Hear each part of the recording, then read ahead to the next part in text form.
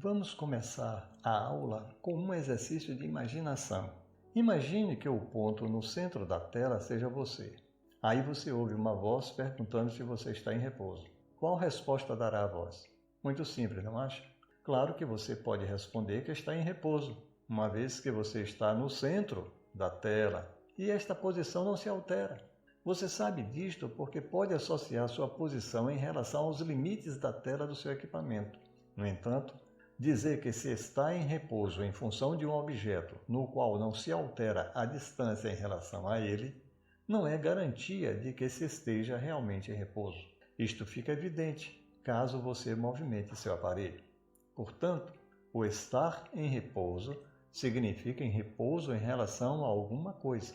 Agora imagine esta outra situação. Esqueça este negócio de tela e imagine que você está no espaço infinito. Neste espaço só existe você e mais nada. Como não há luz, a escuridão lhe envolve por completo.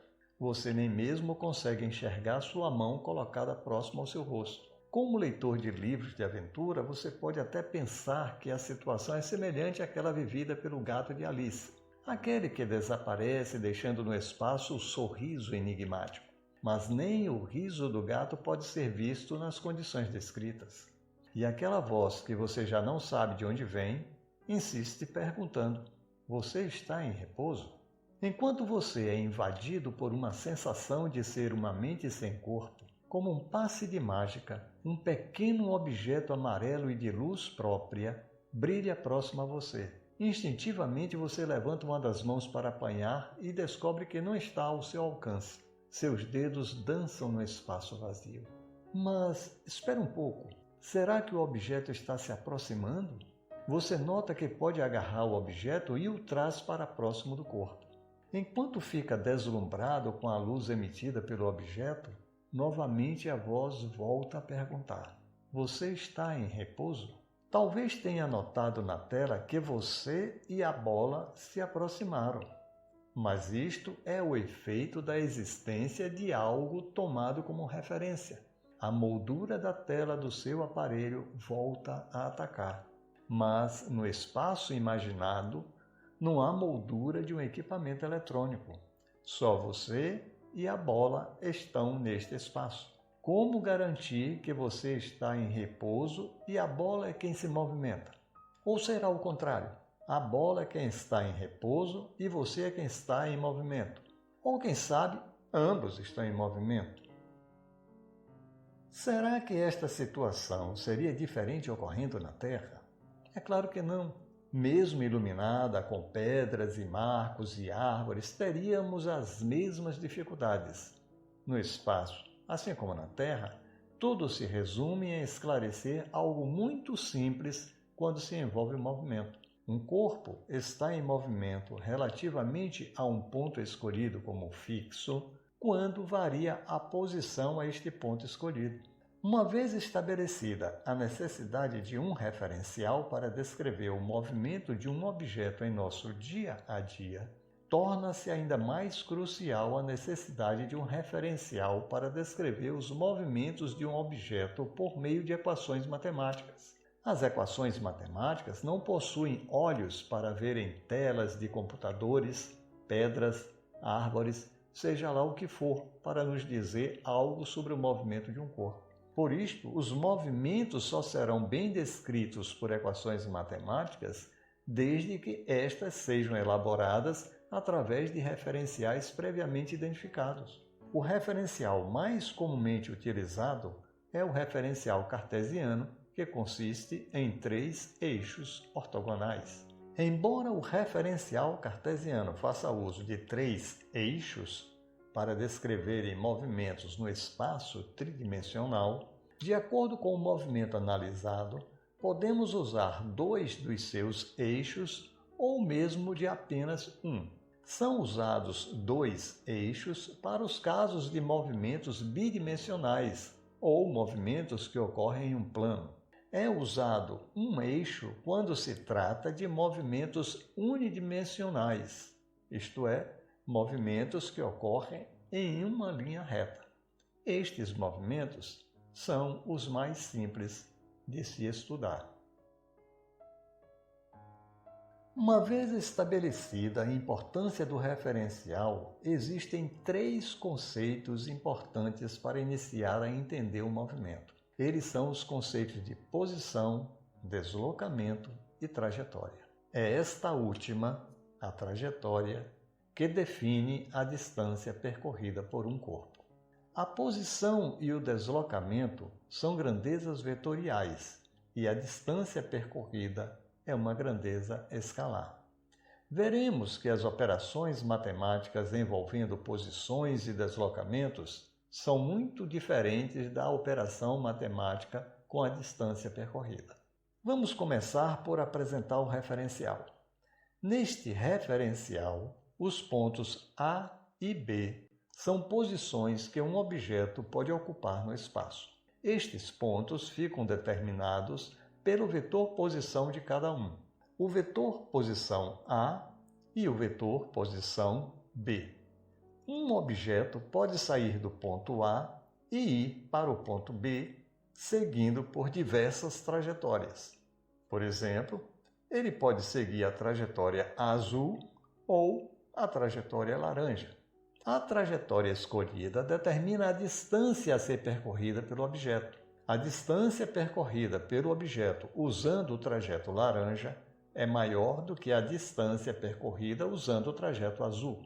Embora os trajetos sejam diferentes, o deslocamento do objeto é o mesmo, dado pelo vetor deslocamento de A para B igual a R. O deslocamento é a distância sempre tomada em uma linha reta, que liga o ponto inicial ao ponto final do movimento. Neste caso, estamos considerando absolutamente válida a geometria euclidiana. Observando as imagens dos vetores, o final do vetor posição de A está ligado ao início do vetor R. Como vimos anteriormente, isto caracteriza a soma do vetor PA com o vetor R. Já o vetor PB liga o início do vetor PA ao final do vetor R e, portanto, representa o resultado da soma dos vetores PA mais R. Podemos escrever então que PA mais R é igual a PB. Inserindo menos PA no lado esquerdo da equação e no lado direito da equação, nada muda na equação. PA mais R menos PA é igual a PB menos PA. Resolvendo o lado esquerdo da equação, PA menos PA resulta zero e obtemos R igual a PB menos PA. A equação nos diz que o deslocamento de um objeto é a diferença entre sua posição final e sua posição inicial. Nosso exemplo partiu de um plano. Agora será visto o movimento em uma linha reta. Aqui temos 2 posições A e B em uma mesma reta. Consideremos Maria na posição A. O vetor PA representa o vetor posição de Maria em A. Maria vai para a posição B. PB representa a posição de Maria na posição B. Como Maria saiu de A para B, então seu deslocamento pode ser manifestado como um vetor que se inicia em A e termina em B. R é o vetor deslocamento de Maria. Os vetores posição mostrados deveriam ser desenhados saindo do ponto zero da linha do referencial. Porém, desta maneira, ficariam amontoados um sobre o outro e não poderíamos ver a representação deles. Portanto, por questões práticas, optou-se por desenhá-los em paralelo para que ficassem visíveis. Observe que, desta forma, fica evidente que PA soma com R, uma vez que o final de PA está ligado ao início de R. Já o valor de PB é igual à soma destes 2 vetores. Reescrevendo esta equação, obtemos o mesmo resultado anterior, isto é que R é igual a PB menos PA, ou seja, que o deslocamento será sempre a diferença entre a posição final e a posição inicial, independente de como os vetores estejam desenhados.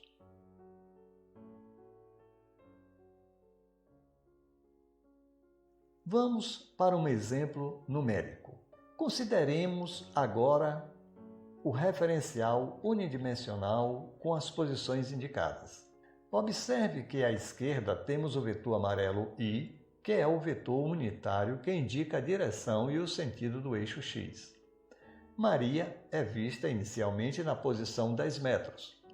Podemos desenhar o vetor azul como o vetor posição inicial de Maria. Assim como também podemos escrever na forma algébrica, usando o vetor unitário, a posição de Maria como posição inicial igual a 10i.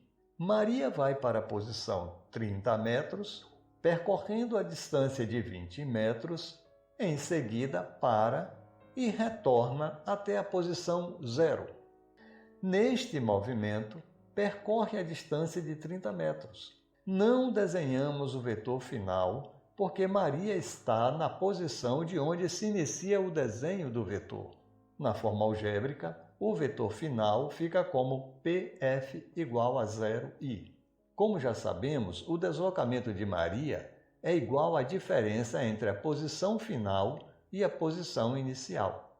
Substituindo os valores, o resultado fornece o vetor deslocamento menos 10i. Isto significa que o módulo do deslocamento de Maria foi de 10 metros e este deslocamento ocorreu em um sentido contrário ao estipulado pelo vetor unitário I. Já a distância percorrida por Maria foi de 50 metros.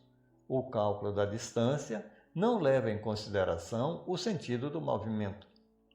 Quanto ao resultado do deslocamento, você poderia chegar de maneira mais rápida desenhando o vetor deslocamento de Maria, que tem início na posição 10 metros e final na posição 0. Aqui temos outro exemplo. Um corpo sobre um círculo de 10 metros movimenta-se em sentido horário. Ele realiza o movimento de um semicírculo. Traçando as linhas de referência e assumindo que o centro do círculo está na posição 0, então o corpo foi para a posição 10 metros, tendo saído da posição menos 10 metros. O vetor posição inicial é PI e o vetor posição final é PF. Considere o vetor unitário I. O vetor resultante a ser desenhado tem início em menos 10 e vai até 10. Isto nos permite concluir que o deslocamento do corpo foi de 20 metros. Expressando graficamente, desenhamos os vetores em outro local. O vetor resultante, o vetor posição inicial e, em seguida, o vetor posição final. Isto prova, mais uma vez, que o vetor resultante é dado por R igual a PF menos PI. Substituindo os valores na equação, temos R igual a 10i menos 10i. Realizando a operação, temos o resultado R igual a 20i, ou seja, deslocamento igual a 20 metros na mesma direção de I.